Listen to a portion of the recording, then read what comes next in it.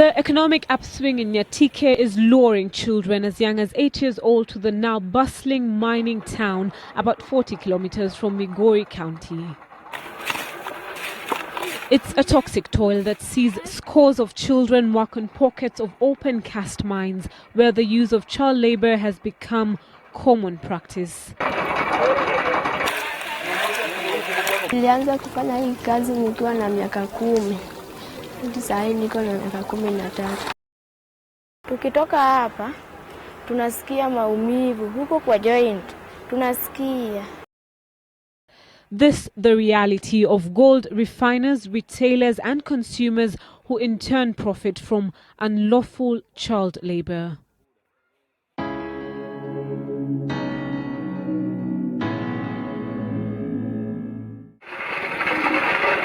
In a fertile gold field, a 14-year-old girl swirls a muddy mix, looking in the silt for tiny flecks of gold. That she is subjected to arguably one of the worst forms of child labor is lost on her.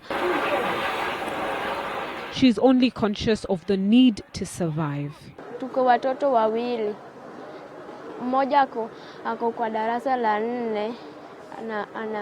Ana miaka 10. Nakuja hapa kwa sababu hatuna hata chakula. Na nyanyangu pia ni mkubwa. Haezi. Pesa nyingi sana ushawaipata kwa siku ni ngapi? 300. While it may be labor intensive, hii mchanga ni zito. Sasa unachoka.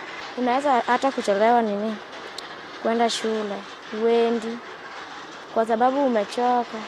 The child laborers insist it is essential they work at the mines. Tunakuja hapa kwa sababu hatuna chakula kwa nyumbani. Na mamangu pia anakuanga mgonjwa.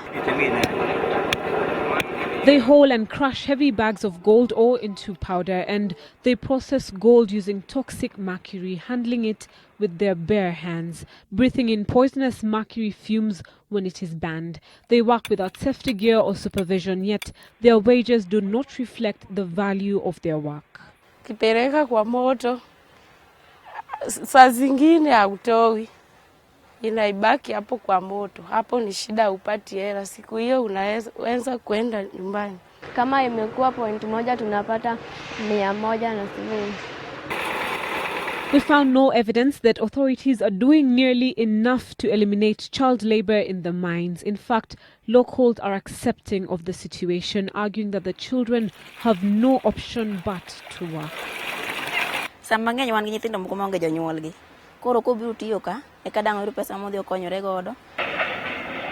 Many of the child miners insist that they do not skip school to put food on the table, only working on weekends and on school holidays. However, we find children working at the mines on a Friday, a school day. What prompts us to visit the school nearest to the mining sites? I've gone there several times. And always when I go, I get pupils there. I must get 1 or 2. You can't miss. So by the end of the week, well, you expect a people to be covering 35 lessons. These people shall have covered at maximum 30. By the end of the term, if you calculate that mathematics, the child has missed a lot. All this is happening despite the presence of a legal framework aimed at protecting the rights of children. The Children's Act Section 10 provides that every child shall be protected from economic exploitation and any work that is likely to be hazardous or to interfere with a child's education or to be harmful to the child's health, physical, mental, spiritual, moral or social development. The Act defines child labor as any situation where a child provides labor in exchange for payment. I've been against this. And I think the best thing that should be done, the government should come up with programs that can help these poor children to go to school and even buy clothes. Like for instance, food feeding programs in schools. It's not there in the whole of Nyatike. These are the programs that are supposed to be taken up by the Ministry of Education themselves. Unless that is done, we don't expect much. Many children are lured into the gold mines in the hope of a better life, but find themselves stuck in a dead-end cycle of danger and despair. And so a catch-22 situation persists in the gold mines, where it appears vulnerable children will remain as long as they lack basic necessities. This one needs a concerted effort. One, the local administration must make it a priority that our children are out of the school.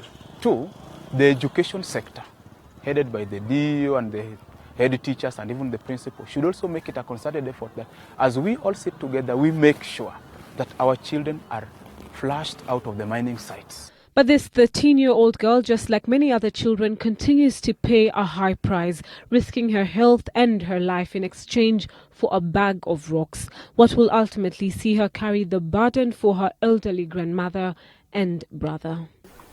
All this at the expense of being robbed of her childhood. Nikiwa mkubwa nataka niwe mwalimu. Realizing her dreams, what will need her to be in school and stay in school. Salim Bilu, Citizen TV.